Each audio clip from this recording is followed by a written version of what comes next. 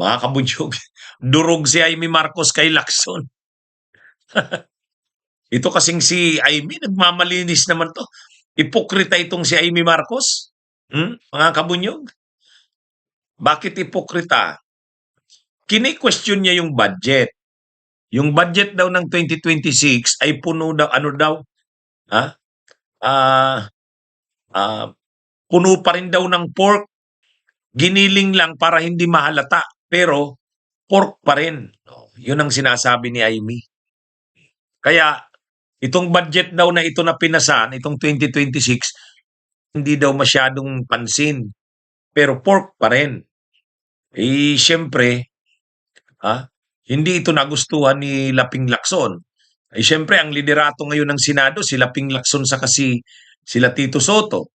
Eh, sinasabi ni Ping Lacson na ito yung ito yung mas matino itong budget na ito. Kasi daw, binusisi na daw nila ito, hindi na tulad nung dati. Tapos ang sinasabi ni Amy, hindi.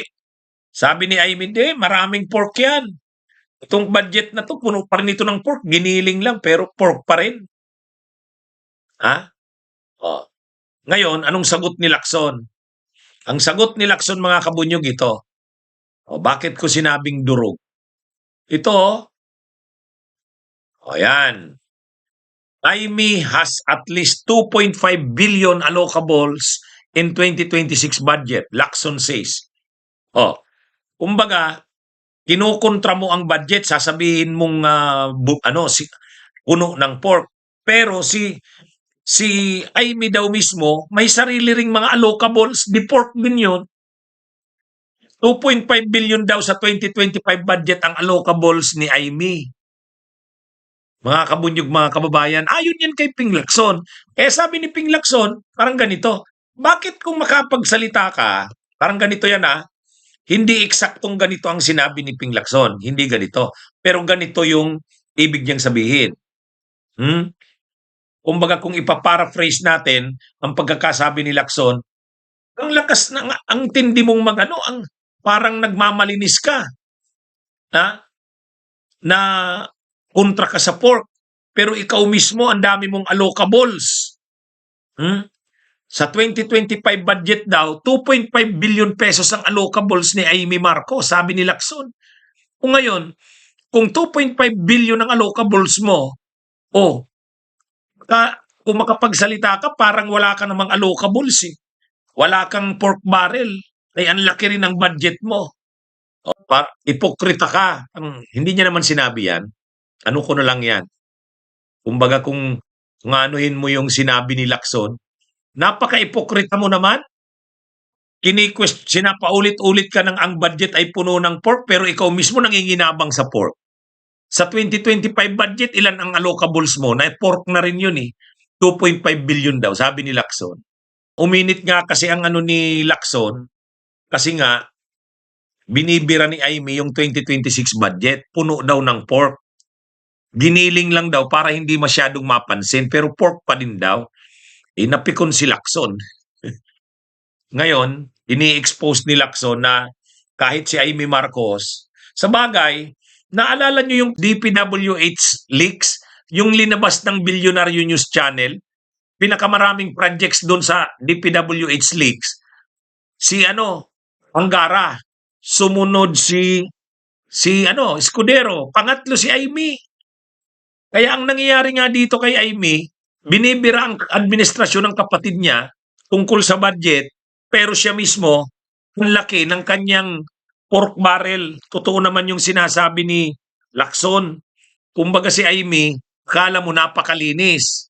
Binibira niya yung kapatid niya, binibira niya ang Kongreso sa pagpasa ng budget na puno daw ng pork. Totoo naman yun. Marami pa rin mga insertions. Marami pa rin confidential funds. Mayroon pa rin unprogrammed allocations.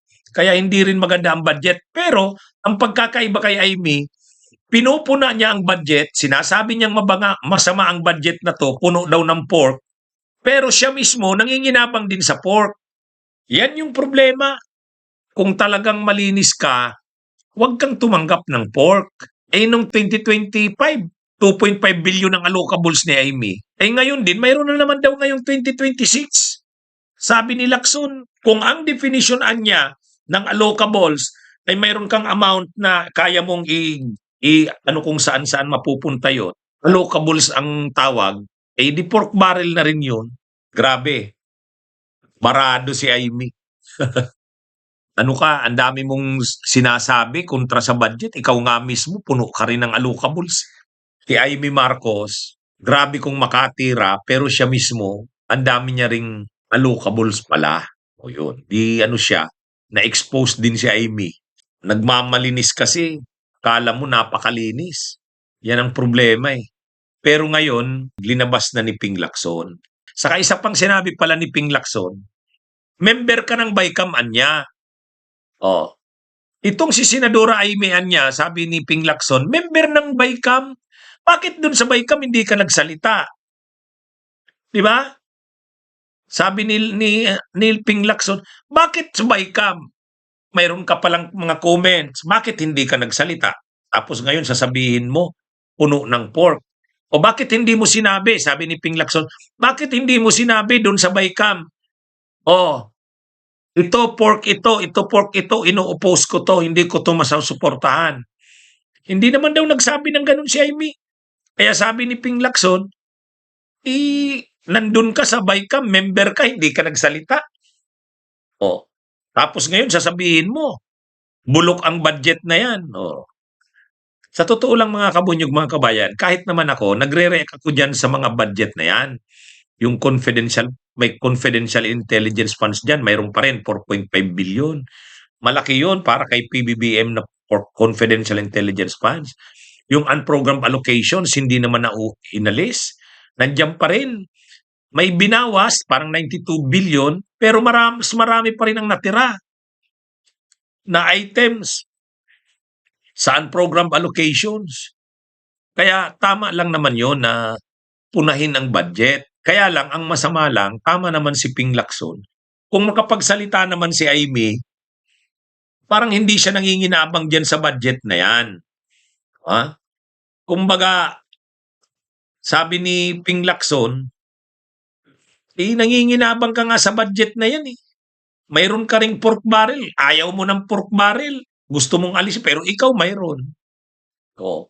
Kaya ano ito? Ha? Mga kabunyog, mga kababayan. Okay, magandang araw sa inyong lahat. Mabuhay po tayo.